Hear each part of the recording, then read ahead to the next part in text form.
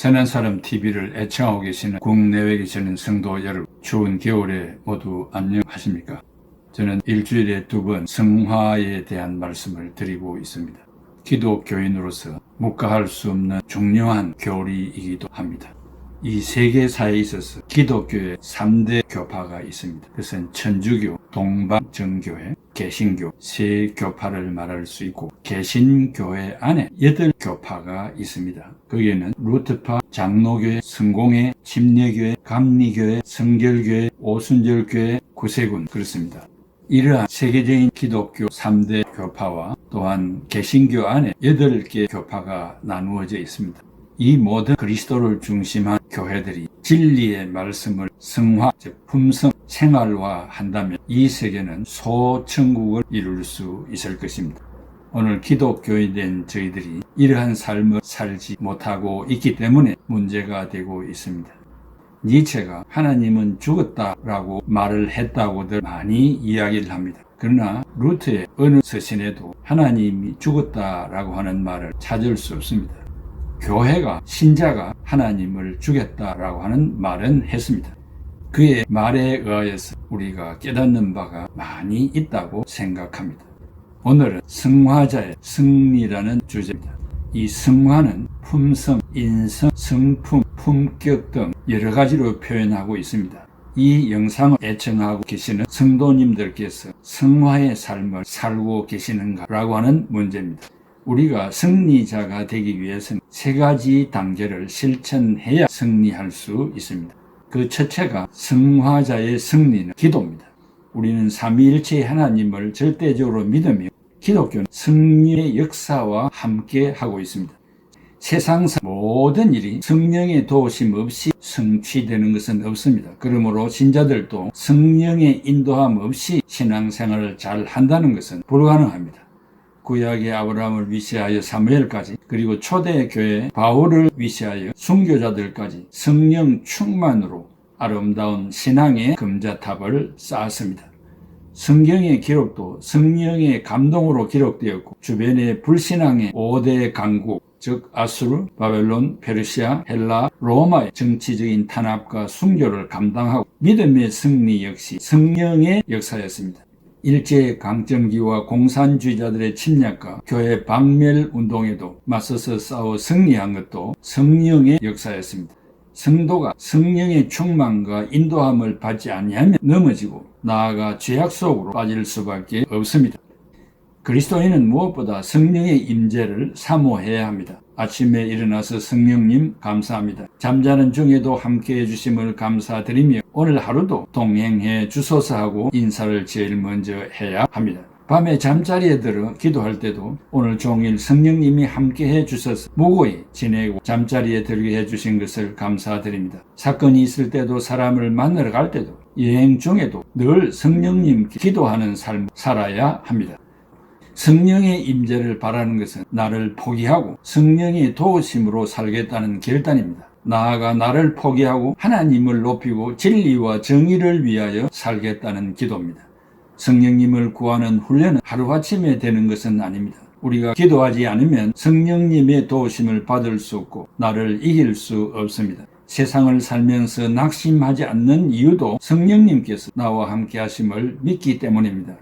예수님은 우리의 멍에를 같이 저어주시기를 원하며 무엇인가 베풀고 도와주고 싶어서 성령님의 인도를 촉구하고 계십니다. 비록 우리가 허물이 많고 죄를 범하고 실수하며 소음과 빛의 생활을 제대로 못한다 할지라도 성령님은 우리를 떠나시지 않으시고 회개하게 하시며 정신을 차리게 하심으로 그 은혜를 감사하며 빛된 삶을 살아야 합니다. 혹간 자신의 부족을 자책하여 회개하는 것보다도 신앙을 포기하고 더더욱 자기 중심으로 사는 자들이 많습니다. 이것은 자기 학대이며 하나님의 뜻을 제대로 모르는 사람들의 행동이라고 할 수 있습니다. 성령님이면 모든 것이 가능합니다. 성령님이면 모든 인생의 문제를 풀어내고 헤쳐나가기에 충분합니다. 성령님의 역사를 포기하는 것은 하나님의 도우심을 포기하는 것입니다. 사람은 나약합니다. 사람은 문제 앞에 다 흔들립니다. 사람은 누구나 늘 넘어집니다. 그러나 성령의 임재 안에 사는 자는 오뚜기처럼 일어서며 스데반처럼 죽음 앞에서도 담대하며 기쁨이 넘치게 되고 하나님 한 분만으로 충분하여 부족함이 없는 삶을 살 수가 있습니다. 요한복음 7장 38, 39절에 나를 믿는 자는 성경의 이름과 같이 그 배에서 생수의 강이 흘러나오리라 하시니 이는 그를 믿는 자들이 받을 성령을 가리켜 말씀하신 것이라고 했습니다. 바울도 갈라디아 교회 성도들에게 갈라디아서 2장 20절에 내가 그리스도와 함께 십자가에 못 박혔나니 그런즉 이제는 내가 사는 것이 아니요 오직 내 안에 그리스도께서 사시는 것이라. 이제 내가 육체 가운데 사는 것은 나를 사랑하사 나를 위하여 자기 자신을 버리신 하나님의 아들을 믿는 믿음 안에서 사는 것이라고 했습니다. 이런 말씀을 통해서 죄를 이길 힘을 얻습니다. 기도는 경건과 봉헌의 표시이며 감사의 표현인 동시에 능력을 입는 방편이 됩니다. 명성을 쌓는 데는 20년이라는 세월이 걸리지만 명성을 무너뜨리는 데는 단 5분이면 족합니다. 이런 것들을 깊이 생각한다면 매사에 조심하며 살아야 합니다. 매사가 하루아침에 성취되는 것은 아닙니다. 특별히 명성과 신뢰는 오랜 시간 쌓아 올린 공든탑인데 공든탑이 하루아침에 무너진다면 인생을 헛되게 산 것이 되고 맙니다. 그렇다면 매일 기도하며 성령님을 모시고 살아 마지막을 좋게 만들어야 합니다. 둘째, 성화자의 승리는 복음입니다. 하나님의 은혜의 방편인 성경 말씀을 모르고서는 경건된 삶을 살 수가 없습니다. 성경에 경건되고 모범적인 삶을 사셨던 예수님의 모습을 발견하게 됩니다.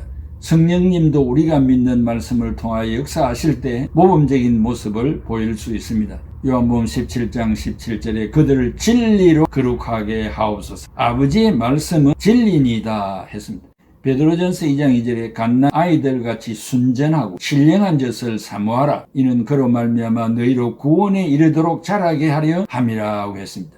마틴 루터가 27세의 나이로 1510년에서 1511년에 로마 방문길에 오릅니다. 방문 목적은 수도원의 엄격한 규율을 계속 지켜야 하는가 아니면 완화해도 되는가라는 문제로 로마 당국과 협상을 하기 위하여 대표로 파견되었습니다. 라테란 성당 앞에 있는 28개의 계단, 소위 빌라도의 계단이 있는데 빌라도가 예수님을 신문하기 위하여 빌라도가 서 있었던 계단이라고도 하기도 하고 예수님이 서 계셨던 계단이라고도 합니다. 예루살렘에 있었던 이 계단을 로마가 식민 통치를 할 때 옮겨왔다고 합니다. 누구든지 이 계단을 맨 무릎으로 기어 오르면 죄사함을 받는다는 전통을 믿었던 루터가 기어 올라갔습니다. 중간쯤 기어 오르다가 성령님의 역사로 로마서 1장 17절 말씀이 기억이 나서 오직 의인은 믿음으로 말미암아 살리라 외치면서 즉각 내려와 종교 개혁을 시작했다고 합니다.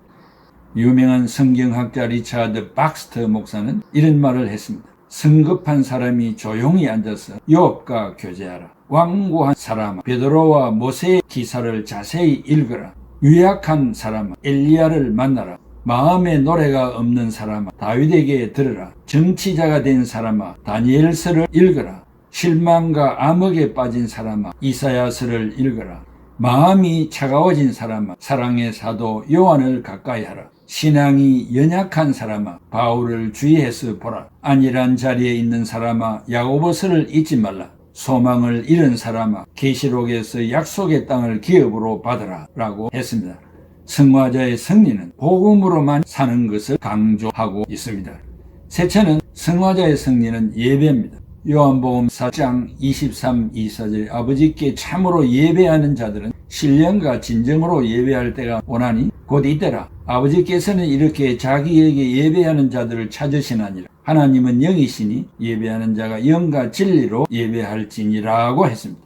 코로나19와 델타와 오미크론이라는 변이체가 대유행, 팬데믹 하여 인간의 일상생활을 이뤘고 예배의 전통을 무너뜨리게 했습니다. 질병 즉 바이러스는 인류 역사를 바꿔놓기도 하고 찬란한 문명이 사라지기도 합니다. 14세기 중세기에 있었던 흑사병 블랙데스는 유럽 인구의 3분의 1이 사망하였고 200년에 가깝도록 전무후무한 고통을 인간이 당했습니다. 그 결과로 중세 암흑기는 르네상스와 종교 개혁이 일어나는 인류의 새로운 역사를 일으키는 계기가 되었습니다.